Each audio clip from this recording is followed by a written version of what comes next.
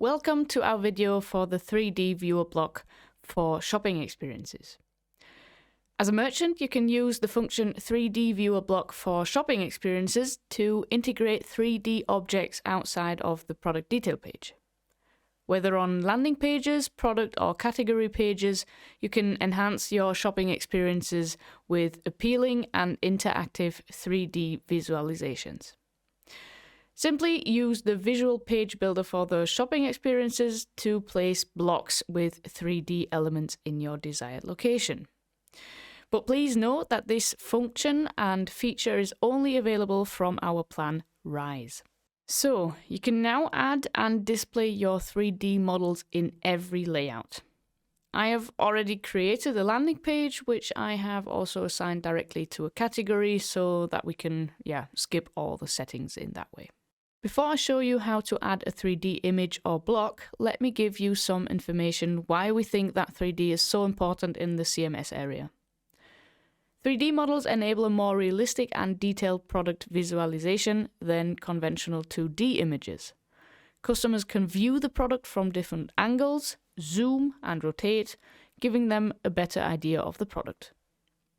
It also allows you to convey more information about a product. Users can better understand details such as structure, surface, and shape, which can lead to a more informed purchase decision. So, you have the option of assigning 3D elements in the same way as the other blocks using the drag and drop function.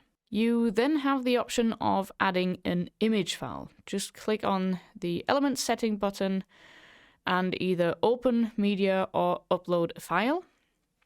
Then you've got the form factor. You can choose between tall, square, wide and auto, and you can enter your max height. In our case, I've already uploaded a file, so I'll just take our chair and click on done. At this point, it's important to note that this must not be an ordinary photo file. A 3D image file in GLB format is required. The GLB file represents a file format that is frequently used in the exchange of 3D models.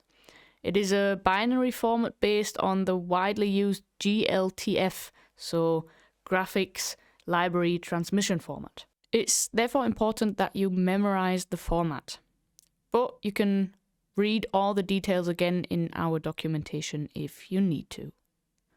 But now that we've added an image and clicked Save, let's take a look at the result in the storefront. Here is the result of our 3D block. As you can see, I can move the chair here as I like. And as soon as I enlarge the image, I get the detailed view and can also zoom out and zoom in.